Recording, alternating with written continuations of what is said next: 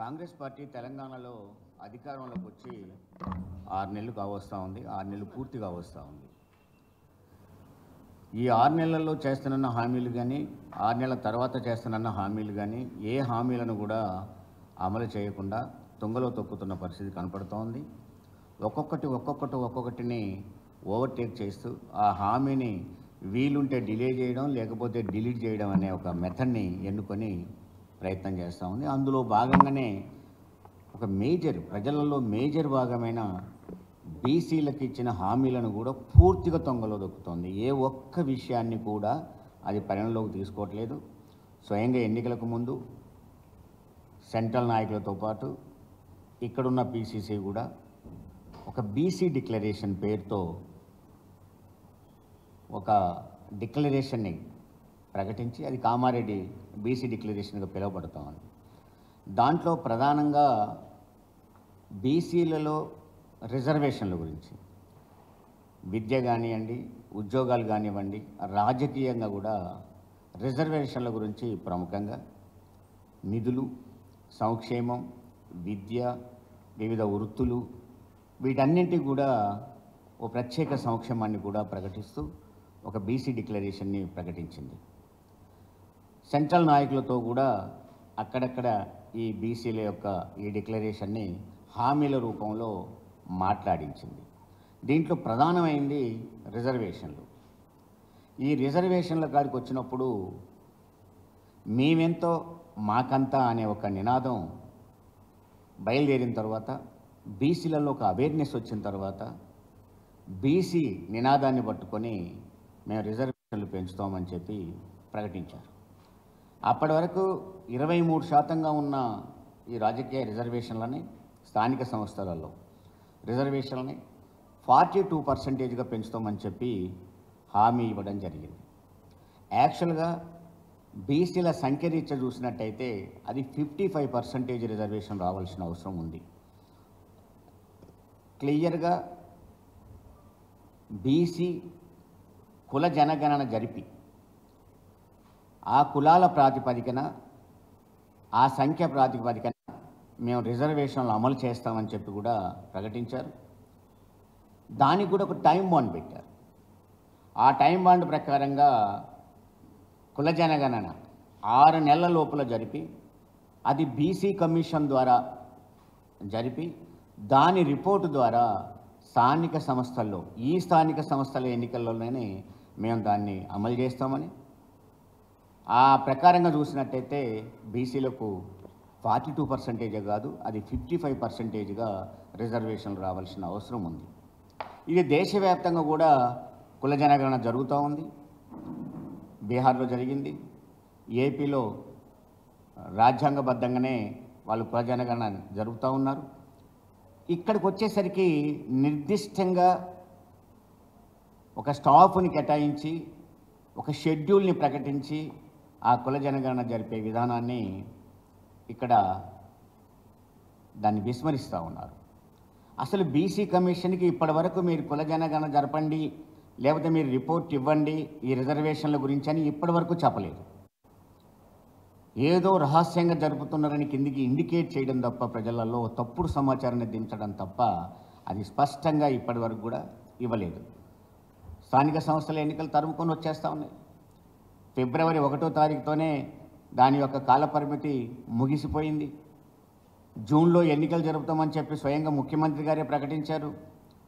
June అంటే ఏంది, next June 1 నుంచి జూన్ ఒక 30 రోజుల లోపులో.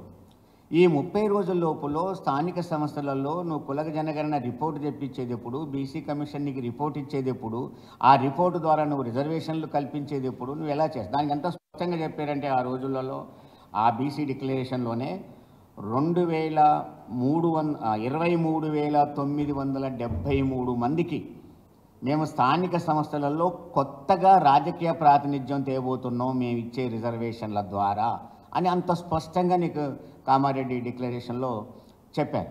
అది 42% వరకే. అది 55%కి పోయినట్టయితే ఇంకెంత పోతుందో, ఎంతమందికి అన్యాయం చేస్తున్నారో రాజకీయంగా అనే దాన్ని మనం చూడాల్సిన అవసరం ఉంది. అందుకని నేను డిమాండ్ చేస్తున్నది ఏంటంటే 42% అంటే మినిమం నువ్వు ప్రకటించిన 42%ని రిజర్వేషన్ అమలు చేయకుండా స్థానిక సంస్థల ఎన్నికలు జరపకూడదు. నువ్వు స్థానిక సంస్థల ఎన్నికలకు పోతావు, అది 42% రిజర్వేషన్ ఖచ్చితంగా అమలు చేయాలి. కుల జనగణనకు నీకు టైం చాలదనుకుంటే నువ్వు 42% గెలుపు, లేదు ఇమీడియట్గా కుల జనగణన జరిపేసి దాన్ని నువ్వు చెప్పిన పద్ధతిలోనే మేమెంతో మాకంత అనే దాన్ని తీసుకొస్తావా అనేది కూడా అడుగుతా ఉన్నాం. రెండోది ఏంటి, ఇంకా చాలా చెప్పారు. ఒక రిజర్వేషన్లు రాజకీయంగానే కాదు, సివిల్ కాంట్రాక్టర్లో, సివిల్ కన్స్ట్రక్షన్స్లో, మెయింటెనెన్స్ కాంట్రాక్టర్లలో దీంట్లో కూడా 42% బీసీలకు ఇస్తామని డిక్లరేషన్లు పెట్టారు.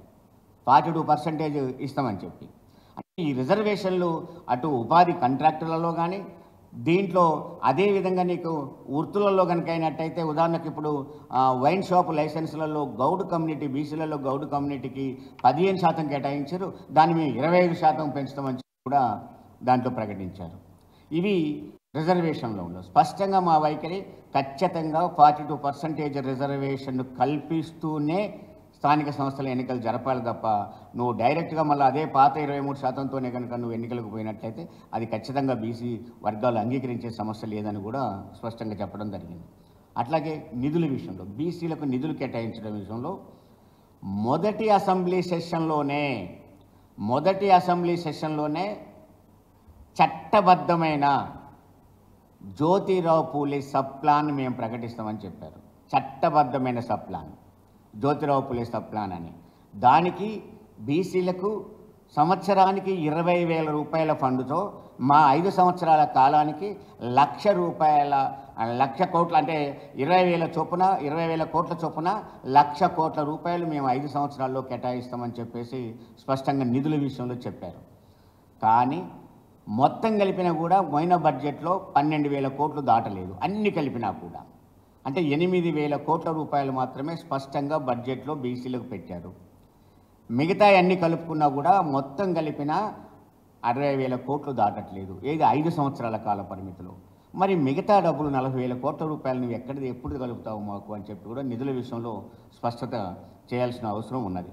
ఇక మూడో విషయాన్ని సంక్షేమ విషయంలో ఈ కులాలలో కొన్ని కులాలకి ఆ సంక్షేమం అందట్లేదు. అందుకని ఎంబీసీలకు, మోస్ట్ బ్యాక్వర్డ్ కమ్యూనిటీస్ ఏవైతే ఉన్నాయో వాటికి ప్రత్యేకమైన ఒక మంత్రిత్వ శాఖని ఏర్పాటు చేస్తామని కూడా ఆ డిక్లరేషన్లో చెప్పారు. కానీ ఇప్పటిదాకా ఆ మంత్రిత్వ శాఖ లేదు. 11 మంది మంత్రులు ఉన్నారు, మిగతా మంత్రులను ఎప్పుడు పెడతారో తెలియదు. అసలు ఆ పెట్టే దాంట్లో మరి ఎంబీసీకి మంత్రిత్వ శాఖ ఉంటుంది లేదా, ఆ శాఖను ఏర్పాటు చేసి ఎవరికైనా మంత్రి కేటాయిస్తలేరు. ఆ దురదృష్టం ఏంటంటే తెలంగాణలో ఏ మంత్రికి ఏ శాఖ ఉందో, ఏ శాఖ గురించి ఏ మంత్రి చేస్తున్నాడో ఎవరికి అర్థం కావట్లేదు. ఇప్పుడు దారిమడి పోతే పలానా ఆయన్ని ఆ శాఖకు మంత్రి ఎవరనండి, ఆ విద్యాశాఖకు మంత్రి ఎవరైనా అడగండి, ఏమో అంటాడు. అంటే సామాన్య జనానికి కానీ లేకపోతే చదువుకున్న వాళ్ళకు కూడా వీళ్ళ మంత్రుల శాఖలు కూడా అర్థం కాని పరిస్థితులు కనపడి. ఎందుకంటే ఏ మంత్రి అయినా పని చేస్తే కదా, పలానా విషయం పని చేస్తూ ఉంటే ఈ పనికి ఈ మంత్రి ఉన్నారని అర్థమవుతుంటుంది. పని లేదు, దానికి ఒక పేరు లేదు. అందుకని ఒక నిర్మానుషంగా ఉన్న ప్రభుత్వం నడుస్తూ ఉంది ఇవాళ. అది అవగాహన లేని ప్రభుత్వం నడుస్తూ ఉంది. ఇచ్చిన హామీలు తుంగలో దొక్కుతున్నారు, ఓపెన్గా అబద్ధాలు ఆడుతున్నారు. ఆ అబద్ధాలు మేము చెప్పామా అని ఒకసారి, ఆ చిత్త చేయాలన్నా అని మరొకసారి, ఘోరంగా. ఈ రోజు ఒక ఆయన కాంగ్రెస్ పార్టీ నాయకుడు మాట్లాడాడు, ఏదో సన్నోట్లకే కాదు దొడ్డోట్లకు కూడా 500 రూపాయలు బోనస్ ఇవ్వాలి అంటే అతను మాట్లాడేయండి అంటే చాలా బాధ అనిపించింది. నేను రాజకీయాలు ఇన్నేళ్ళు ఉన్నా కానీ ఇంత దరిద్రపు పార్టీని, దరిద్ర ప్రభుత్వాన్ని నేను చూడలేదు. ఆయన అంటాడు, దొడ్డు బియ్యం ఎవరు తింటారండి, పశువులు తింటే అన్నాడు.